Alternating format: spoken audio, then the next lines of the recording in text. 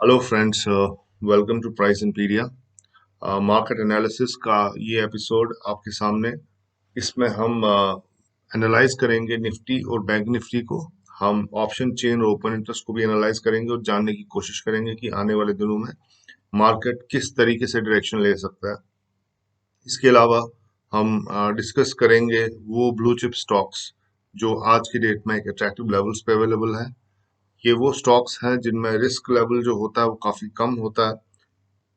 At the same time, हाँ, ये वो लेवल्स होंगे जिन लेवल्स को आइडेंटिफाई करने से हम इनमें एंटर हो सकते हैं और आपको इन स्टॉक्स के का स्टॉप लॉस भी बताया जाएगा ताकि आप इन स्टॉक्स में एंटर कर सके और टारगेट भी दिए जाएंगे। तो खैर दोस्तों, इससे पहले कि हम मार्केट एनालिसिस करें, मैं आपके साथ शेयर करना चाहता था जो हमारा वेबिनार अभी शुरू होने वाला है। इसमें हमारे पास अभी करीब करीब 20 ट्रेडर्स ने ज्वाइन कर लिया है।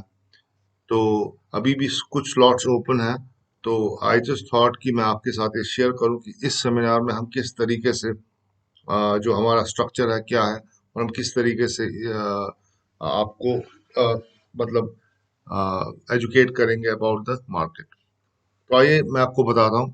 तो ये कंटेंट्स है इस वेबिनार के। तो इसमें हम आपको डबल सिंगल कैंडलस्टिक्स के बारे में बताएंगे, डिफरेंट टाइप ऑफ चार्ट्स जो इस्तेमाल होते हैं जैसे लाइन चार्ट्स, लॉग चार्ट्स।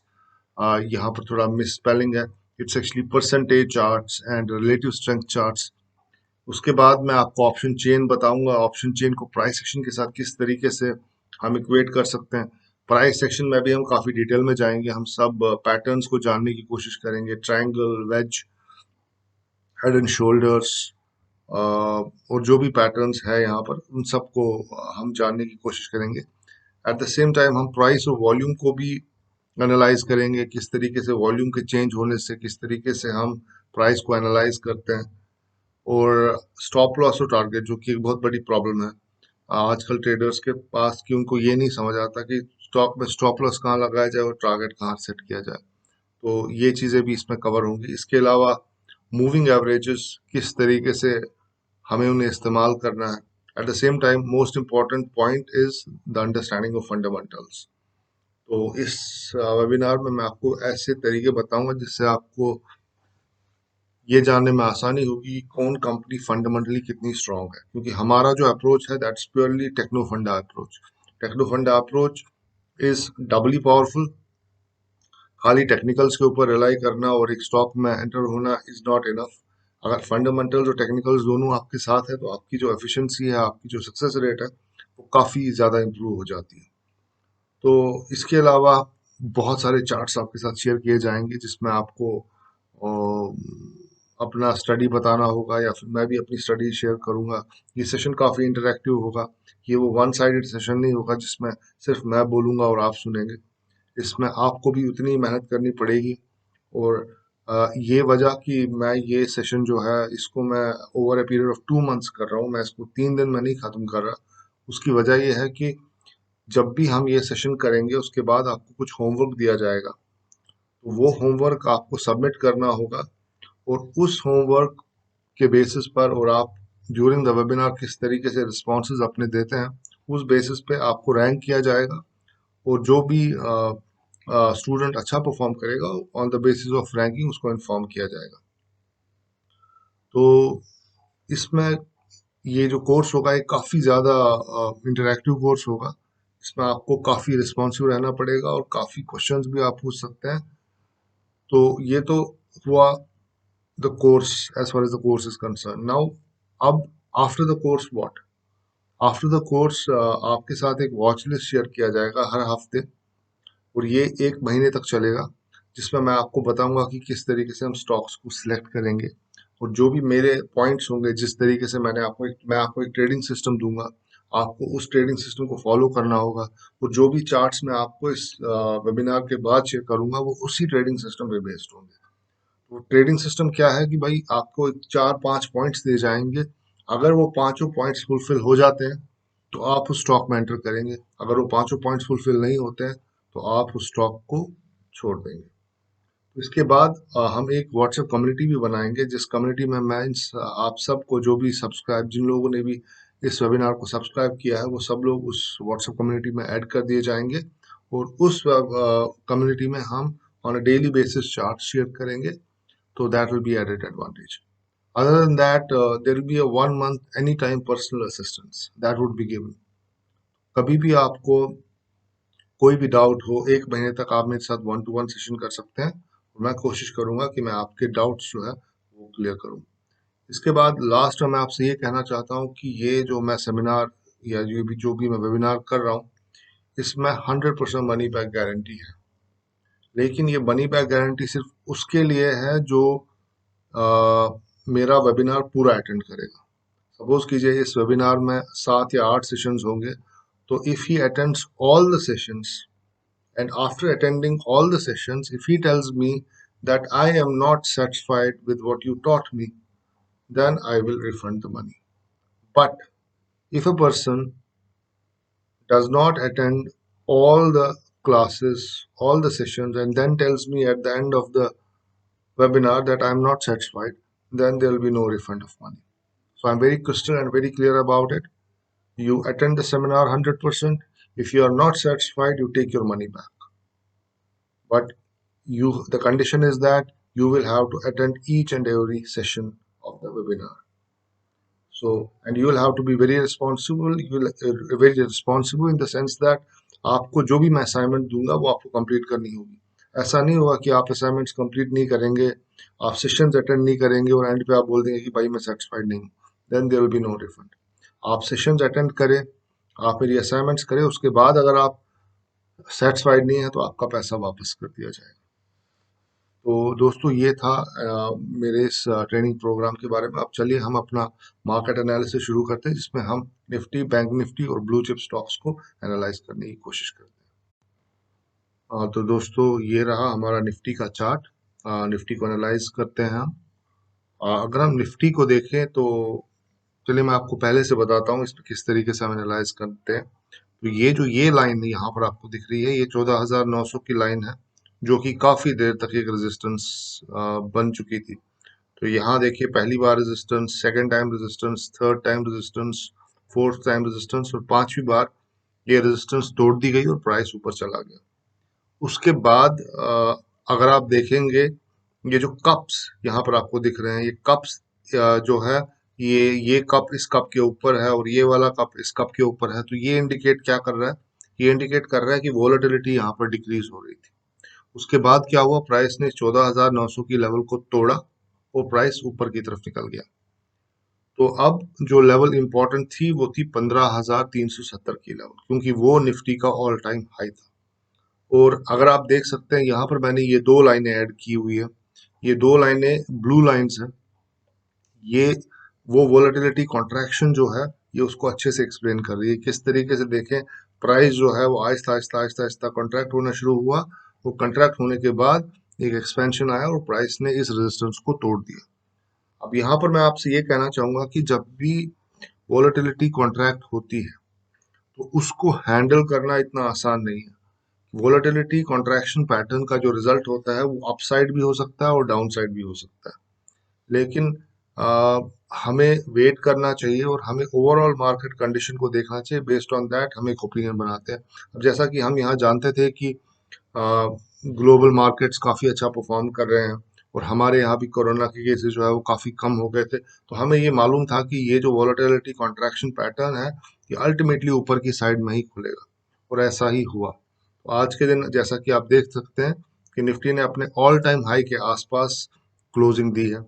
तो अब अगर हम टारगेट्स की बात करें तो आने वाले दिनों में किस तरीके के टारगेट्स हो सकते हैं, तो मेरा ख्याल है निफ्टी आने वाले दिनों में करीब करीब 16,000 तक जा सकता है.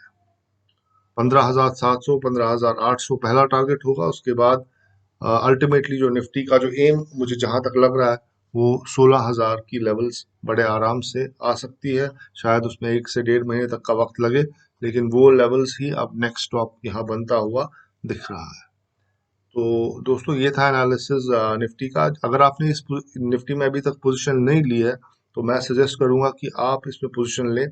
बस एक लॉट ले लें, ज़्यादा लॉट्स ना लें, क्योंकि जितने ज़्यादा लॉट्स लेंगे उनको कैरी करना उतना मुश्किल हो जाता है. ज़रा सी फ्लक्चुएशन आएगी और आप उस पोजीशन में से बाहर आ जाएंगे। तो अपनी पोजीशन साइज कम रखें ताकि आपकी जो टॉलरेंस होगी वो ज़्यादा होगी और आप बने रहेंगे इन केस अगर प्राइस थोड़ा नीचे भी जाता है। तो इसमें अगर हम शॉर्ट टर्म बेसिस पे देखें तो 300-400 पॉइंट्स का अपसाइड तो यहाँ पर है। मतलब 400 पॉइंट्स का अपसाइड मतलब आप 75 मल्टीप्लाइड बाय 400 करें तो मेरा ख्याल है लगभग 30-35 हज़ार रुपये बड़े आराम से कमा सकते हैं निफ्टी के अंदर। पर ज़रूरत है सिर्फ पेशेंस की। तो ये था एनालिसिस निफ्टी 50 का। अब हम चलते हैं बैंक निफ्टी की तरफ। अब जो चार्ट आपके सामने मैं लेकर आया हूँ वो चार्ट है बैंक निफ्टी का। तो आइए समझने की कोशिश करते हैं कि बैंक निफ्टी में एग्जैक्टली क्या हो रहा है। अगर मैं आपको बैंक निफ्टी की कहानी पहले से सुनाऊं तो कहानी इस पॉइंट से शुरू होती है जहां पर एक बैंक निफ्टी को रेजिस्टेंस मिला, फिर यहाँ पर एक बॉटम बना, बैंक निफ्टी ऊपर चला गया, ये प्राइस यहाँ पे सस्टेन नहीं हुआ, यहाँ पर एक और टॉप बना जो कि इस टॉप से थोड़ा नीचे था। उसके बाद प्राइस इस वॉलेटिलिटी कॉन्ट्रैक्शन पैटर्न के अंदर चला गया और बॉटम पे प्राइस सपोर्ट लेने की कोशिश कर रहा था। अब यहाँ पर सबको यही लग रहा था कि प्राइस ये ऊपर की तरफ खुलेगा और डाउन साइड लिमिटेड लग रहा था, लेकिन उस दिन कोरोना के केसेस आ गए और प्राइस नीचे आ गया। लेकिन प्राइस ने यहाँ पर एक जबरदस्त बेस बनाई। बेस बनाने के बाद प्राइस वापस 34,100 की लेवल को टेस्ट करने लगा। ये एक रेजिस्टेंस बन गई क्योंकि प्राइस यहाँ पे सस्टेन नहीं कर पाया, वापस नीचे चला गया। यहाँ पर एक बॉटम बना, फिर यहाँ पर दूसरा बॉटम बना। बॉटम कहाँ बन रहे थे? 32,400 की लेवल पे अप्रोक्सीमेटली। तो यहाँ पर जब दूसरा बॉटम बना उसके बाद प्राइस ने एक जबरदस्त अप मूव दिखाया और प्राइस ने इस 34,100 की रेजिस्टेंस को बड़े आराम से काट दिया, जो कि मैंने 10 नंबर से डिफाइन किया। आप ये कैंडल देखिए जो मैरेबिजू टाइप कैंडल है, जो कि दिन के हाईज पे क्लोज हो गया। तो यहाँ पर प्राइस ने इस रेजिस्टेंस को बड़े कन्विंसिंगली तोड़ दिया। उसके बाद पिछले ट्रेडिंग सेशंस में क्या हो रहा था? पिछले ट्रेडिंग सेशन में जो प्राइस था वो रेंज बाउंड था, लेकिन कल के सेशन में प्राइस ने एक अच्छी मूवमेंट दी।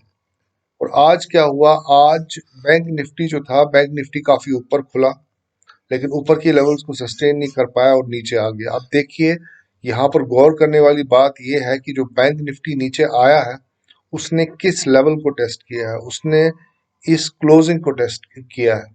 तो यहाँ पर मैं कह सकता हूँ कि बैंक निफ्टी एक रीटेस्ट कर रहा है। और अगर मैं इसी मूव को सेक्टोरियल रोटेशन के पॉइंट ऑफ व्यू से समझने की कोशिश करूं तो मैं आपको इतना बताना चाहूंगा कि शायद आप लोगों ने ऑब्जर्व किया होगा कि आज के दिन रिलायंस ने काफी अच्छा मूव दिया। तो आज के दिन जो निफ्टी को ऊपर लेने का काम था वो रिलायंस ने किया। दिस इज द रीजन कि आज बैंक निफ्टी ने थोड़ा बैक बेंचर बन के पीछे की तरफ अपना एक स्टेप ले लिया।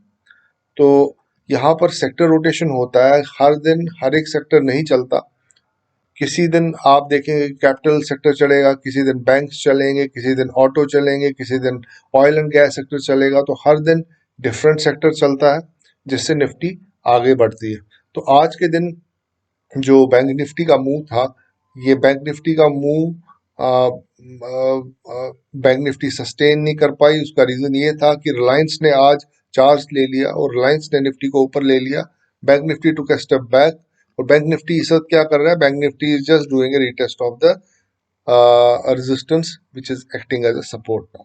तो बैंक निफ्टी बहुत ही जबरदस्त लेवल पर है, मैं आपको इतना बता सकता हूँ। अगर आप लोग पैसा कमाना चाहते हैं तो आप बैंक निफ्टी में एंटर हो जाए। यहाँ पर 35,100 की लेवल है। मैं एक्सपेक्ट कर रहा हूँ कि 37,000 तक बैंक निफ्टी बड़े आराम से जा सकता है। अभी बैंक निफ्टी ने अपना ऑल टाइम हाई नहीं लगाया है, जबकि हमने भी निफ्टी पे देखा कि निफ्टी ने ऑल टाइम हाई लगा दिया। तो बैंक निफ्टी को अपने ऑल टाइम हाई तक पहुंचने में 37,000 तक पहुंचना है, जो कि 2,000 पॉइंट दूर है। तो मुझे तो नहीं लगता कि बैंक निफ्टी 37,000 पे रुक जाएगा। अगर निफ्टी का टारगेट जो कि मैं इतना हाई दे रहा हूँ, तो बैंक निफ्टी का टारगेट भी अपने ऑल टाइम हाई से थोड़ा ऊपर ही होना चाहिए। तो मैंने क्या कर लिया? मैंने बैंक निफ्टी के कुछ कॉन्ट्रैक्ट्स फ्यूचर्स में मैंने बाई करके रखे हुए हैं। आज के दिन मैं एंटर हुआ बैंक निफ्टी के अंदर। तो मैं आपसे रिक्वेस्ट करता हूं कि आप भी बैंक निफ्टी का कॉन्ट्रैक्ट ले लें, लेकिन ऑप्शंस में ट्रेड मत करें। रीजन ऑप्शन में ट्रेड करने का, ऑप्शन में ना ट्रेड करने का रीजन ये है कि ऑप्शंस में टाइम डिके होता है। और अगर आप इस बैंक निफ्टी को ऑप्शन खरीद भी लेते हैं और अगर सपोज करें प्राइस थोड़ा साइडवेज चला जाता है तो आप उसमें पैसे कमा नहीं पाएंगे, जबकि फ्यूचर्स में टाइम डीके नाम की कोई चीज नहीं होती है। हाँ, लेकिन आपका मार्जिन थोड़ा ज्यादा होता है। एट द सेम टाइम आपको इतना पता होता है कि अगर प्राइस साइडवेज भी चला जाएगा तो आप कुछ लूज नहीं करेंगे। तो आई वुड रिक्वेस्ट यू कि आप निफ्टी बैंक का एक लॉट ले लें। आप बड़े आराम से इसमें 70 से 80 हज़ार रुपये कमा सकते हैं, जो कि एक मिड लेवल मैनेजर की सैलरी है या फिर एक मिड लेवल एम्प्लॉय की सैलरी है। तो अगर आप यहाँ से एक अच्छा अमाउंट लेके जाना चाहते हैं तो बैंक निफ्टी में एंटर कर जाए। तो दोस्तों, ये था एनालिसिस बैंक निफ्टी का। अब हम चलते हैं उन स्टॉक्स की तरफ जो ब्लू चिप स्टॉक्स इस वक्त काफी अट्रैक्टिव लेवल्स पर है। इस पे ज्यादातर स्टॉक्स जो मैं आपके साथ डिस्कस करूंगा वो बैंकिंग सेक्टर से है। तो आइए चलते हैं उन स्टॉक्स की तरफ। दोस्तों, पहला स्टॉक जो ब्लू चिप स्टॉक मैं आपके सामने लेके आया हूँ, जो कि एफएनओ का भी हिस्सा है, वो स्टॉक है बर्जर पेंट्स। तो आइए जानने की कोशिश करते हैं बर्जर पेंट्स इस वक्त एक अट्रैक्टिव लेवल पे क्यों है।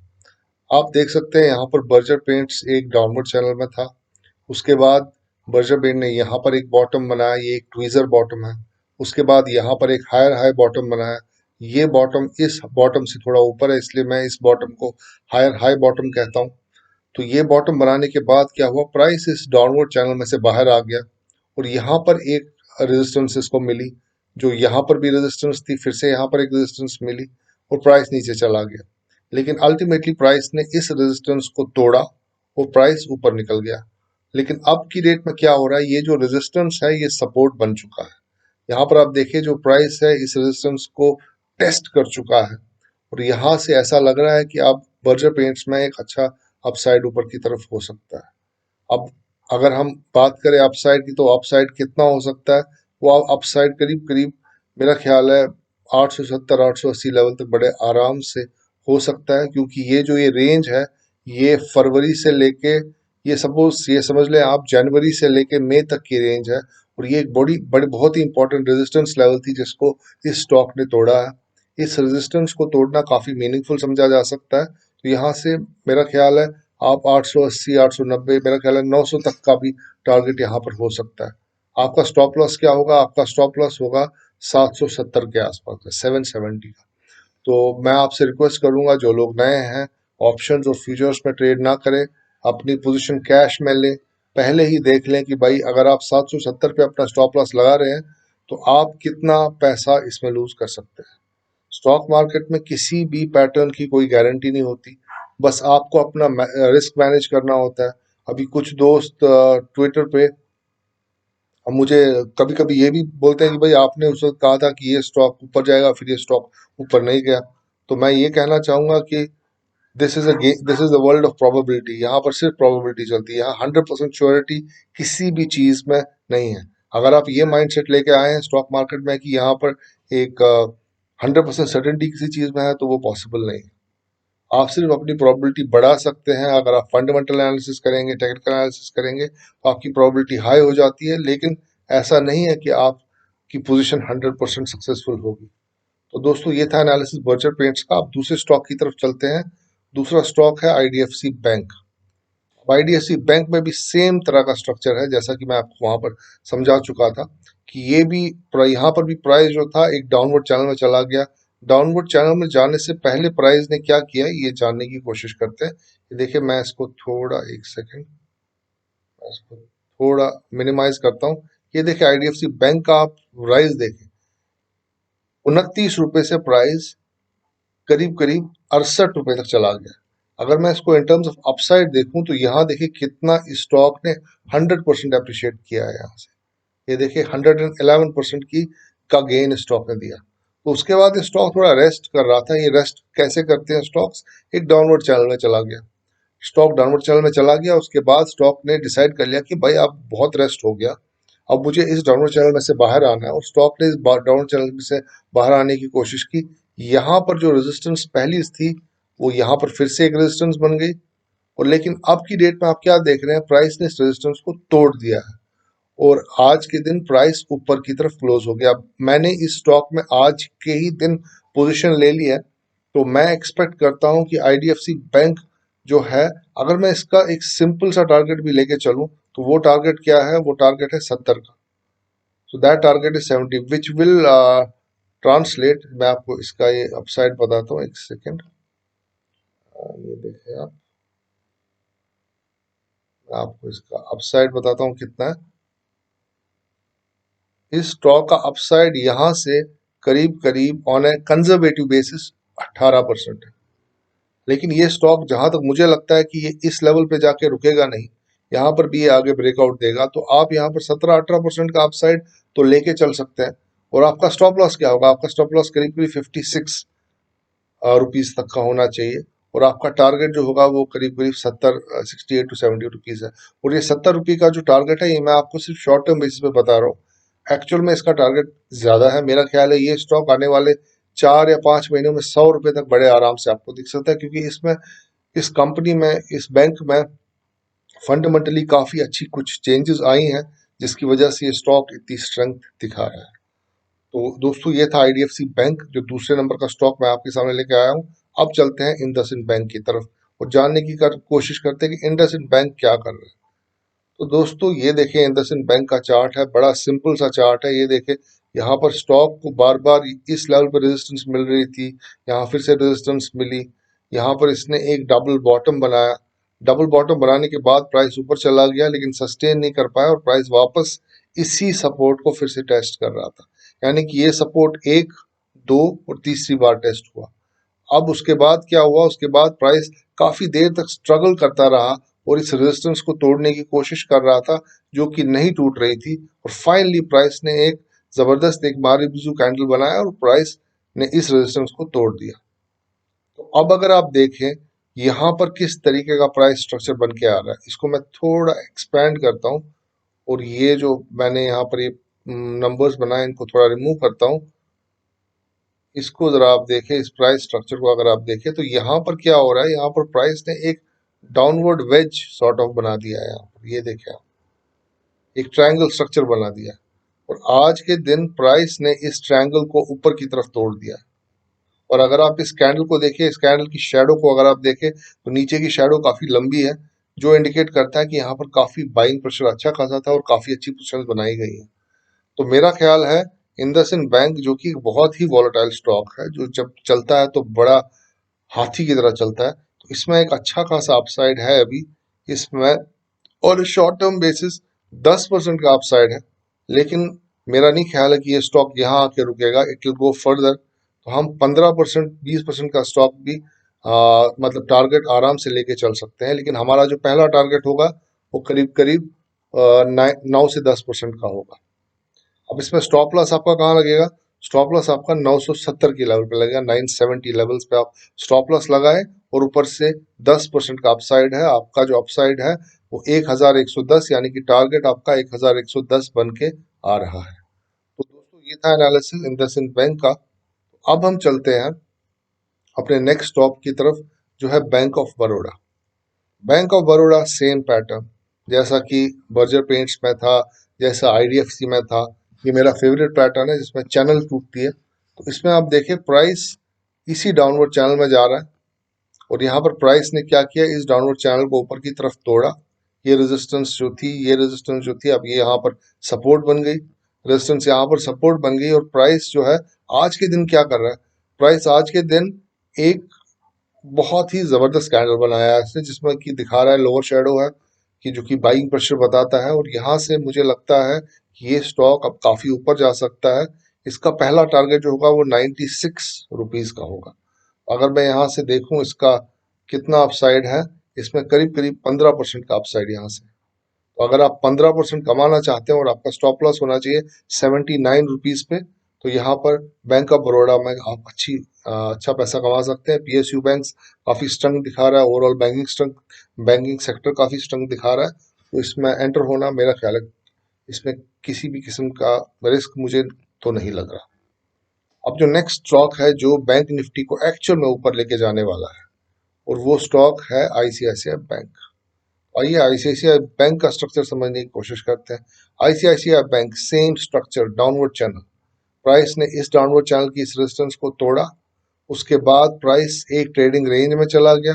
यहाँ पर एक और रेजिस्टेंस थी, इस रेजिस्टेंस को देखे इस बारह बीजू कैंडल से प्राइस ने तोड़ दिया। और अगले दिन क्या कर रहा है? प्राइस इस रेजिस्टेंस को सपोर्ट बना रहा है। और आज का जो कैंडल आप देख रहे हैं, इसने पूरी तरह से इस रेजिस्टेंस को एज ए सपोर्ट टेस्ट किया है। प्राइस बिल्कुल उसी लेवल पे आके रुक गया जहां पर ये रेजिस्टेंस थी, और जो ये रेजिस्टेंस अब सपोर्ट बन चुकी है। अब आईसीआईसीआई बैंक एक ऐसा कंपोनेंट है बैंक निफ्टी का, जिसके ऊपर जाने से बैंक निफ्टी ऊपर जाती है। बहुत ही इंपॉर्टेंट बैंक है।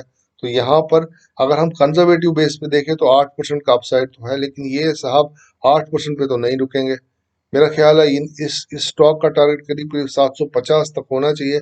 18 से 20% तक के रिटर्न इस स्टॉक में एक महीने के अंदर अंदर आप कमा सकते हैं बड़े आराम से। लेकिन पहला टारगेट होगा 680 का, जिसमें करीब करीब 7% का अपसाइड दिख रहा है। उसके बाद जब ये 680 आ जाता है तो उसके बाद नेक्स्ट टारगेट आपका 740 750 हो सकता है। तो इसमें आपका स्टॉप लॉस दोस्तों कहाँ लगेगा? इसमें स्टॉप लॉस काफी छोटा लगेगा। इसमें 628 का स्टॉप लॉस लगाएं और इस स्टॉक में एंटर हो जाएगा। तो ये था आईसीआईसीआई बैंक। अब नेक्स्ट स्टॉक जो है वो स्टॉक है, खैर वो तो निफ्टी बैंक था, वो हम ऑलरेडी डिस्कस कर चुके हैं। तो दोस्तों ये था मेरी डेस्क पे आपके लिए जो भी स्टॉक्स थे वो मैं आपके सामने सब रख चुका हूँ। तो आप इन स्टॉक्स को अच्छे से एनालाइज करें। आई एम श्योर कि आप अगर इन स्टॉक्स में एंटर करेंगे तो आप अच्छा पैसा कमाएंगे, लेकिन अपने रिस्क को ना भूलें। और ये कोई स्टॉक एडवाइस मैं नहीं कर रहा हूँ, it's just purely educational purposes. अगर आपको लगता है कि इन स्टॉक्स में अपसाइड है तो आप एंटर करें। बाकी एनालिसिस मैं आपको दे चुका हूँ। आई होप आपको पसंद आया होगा। So thank you very much, आपने अपना कीमती वक्त मेरे साथ बिताया। I am grateful to you. Until next time, good bye and good luck.